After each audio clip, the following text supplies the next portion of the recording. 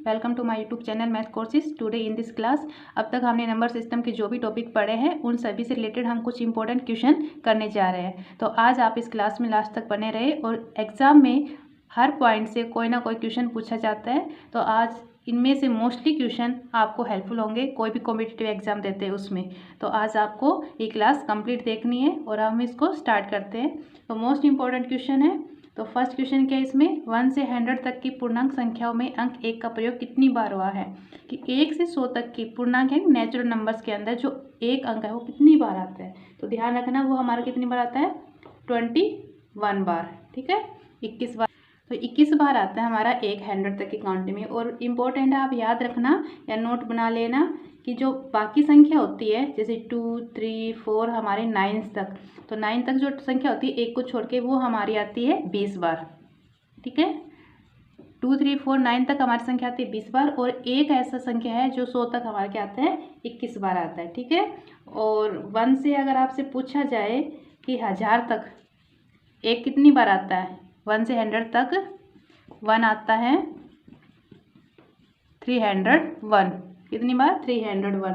और ऐसे आपको कितनी भी जीरो लगा के पूछ ले, 10,000 पूछ ले तक 1 कितनी बार आता है, तो 4 है ना, यहाँ पे 4 और 001। ऐसे 1 से आपको पूछ ले, ठीक है, यहाँ पे तो ये हमारे कितनी बार आएगा 5। 100 तक हमने एक जीरो तो 3 है, इसमें 3 जीरो एक्स्ट्रा लगे तो यहाँ पे 3 0 और 1। ऐसे आप उसे पूछ ले। ठीक है, तो इसमें क्या आ जाएगा 100 का, तो ये है हमारे पास 4 जीरो लगे तो इसके अंदर आप क्या कर देंगे 6 1। तो ऐसे कितना भी पूछा जाए आप करते जाना। और याद कैसे रखना, मान लीजिए यहाँ पे क्या है हमारा 10,000, कितनी जीरो 1 2 3 4, 4 जीरो है तो हमने 4 लिखा, यहाँ पे 3 जीरो तो हमने 3 लिखा। ठीक है, यहाँ पे कितनी 5 जीरो तो हमने 5 लिखा, 6 जीरो है तो 6 लिखा। तो आपको इजीली याद हो जाएगा, तो इसको ध्यान में रखना है।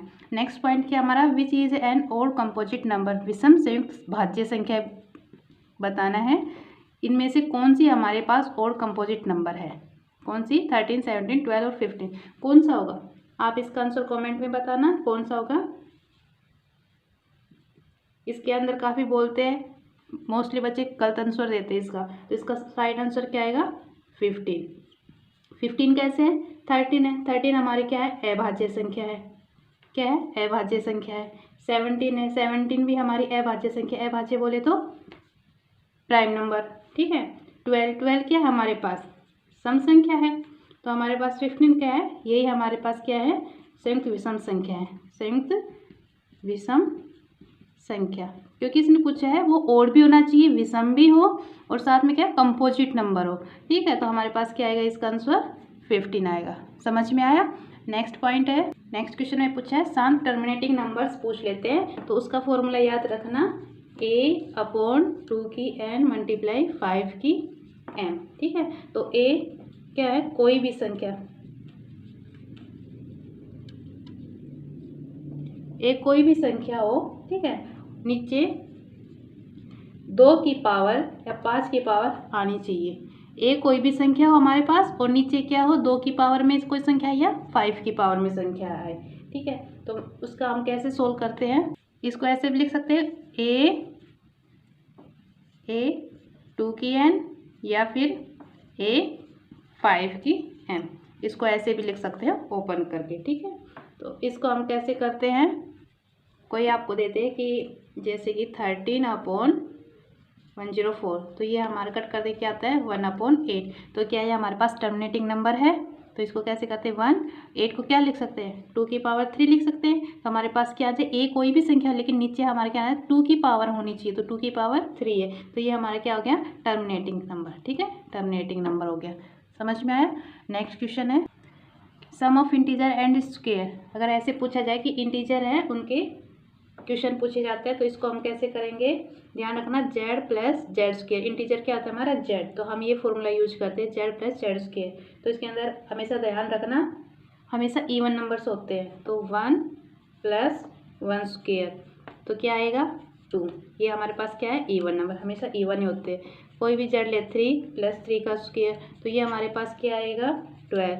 यानी कि जिसका भी हम निकालेंगे स्क्वायर तो हमें क्या देगा इवन नंबर देगा। ठीक है, तो इसके अंदर जो हम लेंगे इवन नंबर्स वो तो ऑलमोस्ट इवन नंबर होगा, लेकिन इसके अंदर ओड नंबर्स का स्क्वायर करते हैं फॉर्मूले में, और किसी भी इंटीजर एंड इसका स्क्वायर पूछते हैं तो वो एक हमें इवन नंबर मिलता है। ठीक है, नेक्स्ट टाइप का क्वेश्चन क्या है, ये इंपॉर्टेंट क्वेश्चन है। अगर दो कंटिन्यूस नंबर हो हमारे पास, जैसे कोई भी नंबर ले सकते हो कंटिन्यू हो के वर्गों के मध्य, अगर इनका हम स्क्वायर करते हैं, ठीक है, इसका अगर हम स्क्वायर करते हैं तो इनके बीच में कितनी नेचुरल नंबर होंगे, तो ये हमको बताना है। तो ऐसे तो हम इसका स्क्वायर करेंगे, उसका स्क्वायर करेंगे, और फिर दोनों संख्याओं के बीच का स्क्वायर काउंट करने में काफ़ी टाइम लगता है। तो सिंपल मेथड है, इसको हम लिखना है ए स्क्वायर बी स्क्वायर। ठीक है, तो इसको कैसे सोल्व करते हैं, ए हमारे पास ये और बी हमारे पास ये है, तो ए हम करते हैं 4 3 का स्क्वायर और बी को हम लिखते हैं 2 4 4 का स्क्वायर। ठीक है, अब एक चीज़ ध्यान रखना, सबसे पहले प्राकृत संख्याओं की जो संख्या है इन दोनों में निकालने में कितना टाइम लगेगा। अब ए और बी हमको पता चल गया है, तो इसका सिंपल सा फॉर्मूला क्या रखना, फर्स्ट फॉर्मूला इसका ध्यान रखना, हम इसको सोल्व करेंगे 2a मेथड से। ऐसे सोल्व करोगे, इसका स्क्वायर इसके बीच में कितनी ज़्यादा संख्याएं होंगी, फाइंड आउट करने में मोस्ट टाइम निकल जाता है। तो हम इसका फॉर्मूला यूज करेंगे 2a, 2 और a की वैल्यू क्या मानी हमने 243। जब इसको इससे मल्टीप्लाई करोगे तो हमारे पास आता है 486। ठीक है, तो ये इसका क्या हो जाएगा, आंसर हो जाएगा। और मोस्ट ध्यान रखना, जो छोटी संख्या होती है उसी को 2 से गुणा करना है। तो इसके अंदर हमारे क्या है 243 है छोटी संख्या, तो इसी को हम 2a, यानी कि इसको हमेशा a मानना है छोटी संख्या को। तो हमारा क्या हो गया ये 2, इसका पूछेंगे कंटिन्यू नंबर क्या आएंगे, इनके बीच में कितनी नेचुरल नंबर्स है, तो इसको 2a मल्टीप्लाई करके और इसका आंसर इजीली फाइंड आउट कर सकते हैं। नेक्स्ट क्वेश्चन है 1/4 व 2/5 के मध्य 500वीं परिमेय संख्याएं कौन सी होगी। ये हमारे पास देते हैं और इनके अंदर हमें बताना कि 500वीं परिमेय संख्या कौन सी होगी। तो इसको सोल्व करने के लिए आप क्या करना, ए और बी है, बी के मध्य हमको इसका आंसर नहीं पता, तो हम मान लेते हैं के है, केवीं परिमेय संख्या, यानी कि 500 भी पूछी है तो आपको कोई भी संख्या पूछे, यानी कि के पूछ ले, एम, हम कुछ भी मान सकते हैं। परिमेय संख्या निकालने के लिए हम फॉर्मूला क्या लगाते हैं, ये फॉर्मूला लिखा रही हूँ आपको, ए जो परिमेय संख्या पूछे नंबर की, के प्लस बी अपॉन के प्लस 1। यहाँ पे क्या है कि जो भी नंबर की आपको परिमेय संख्या पूछे वो के की वैल्यू पुट करनी है, तो ए के प्लस बी अपॉन के प्लस 1, ये फॉर्मूला याद रखना है। तो इसके अंदर ए क्या है हमारे पास 1/4 और बी की वैल्यू क्या है हमारे पास 2/5, ये ए है और ये हमारे पास क्या है बी है। ठीक है, और हमें कौन सी वैल्यू निकालनी है, के की वैल्यू क्या है यहाँ पे 500, जो संख्या हमको निकालनी है उसको हम क्या मानते हैं, के मानते हैं। तो इस फॉर्मूले में पुट कीजिए 1/4 मल्टीप्लाई 500 प्लस 2/5 अपॉन ए की वैल्यू क्या है 500 प्लस 1। ठीक है, तो इससे कट करेंगे तो ये आ जाएगा हमारा 125, तो 125 प्लस 2/5 अपॉन में 501।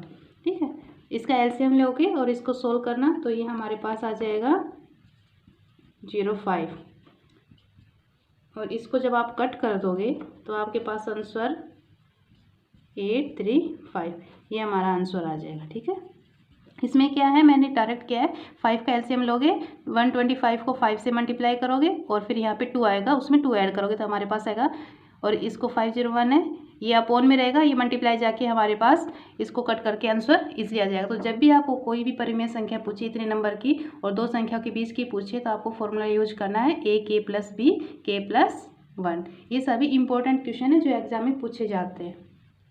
आपसे पूछा जाता है सम ऑफ 3 कंजुगेटिव नंबर इज 87, आपके पास 87 है उनका सम, तो the middle number is, sorry यहाँ पे सम है, क्या है, तो उनका सम कितना है 87 की है ना, तो हमको बताना है उसका बीच का नंबर क्या होगा। तो हम ऐसे सोचेंगे कि 20, उसके अंदर फिर करेंगे 20 और फिर 27, तो इनका टोटल क्या होता है हमारे पास, सॉरी यहाँ पे 37 करते हैं तो कितना होगा ये 40, तो इसका टोटल हम ऐसे जो 30 20 37 लेते हैं, इसका भी 87 होता है, तो बहुत ज़्यादा संख्या है जिसका सम क्या होता है 87।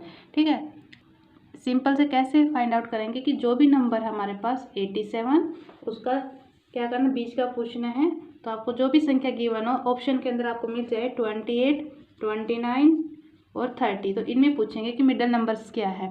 अगर 3 नंबर हो तो 3 से डिवाइड कर देना, 4 नंबर तो 4 से डिवाइड कर देना। तो यहाँ पे 3 नंबर 3 से डिवाइड किया तो हमारे पास क्या आ जाएगा 29। तो हमारे इसके अंदर क्या आंसर आ जाएगा 29, इसका राइट आंसर होगा।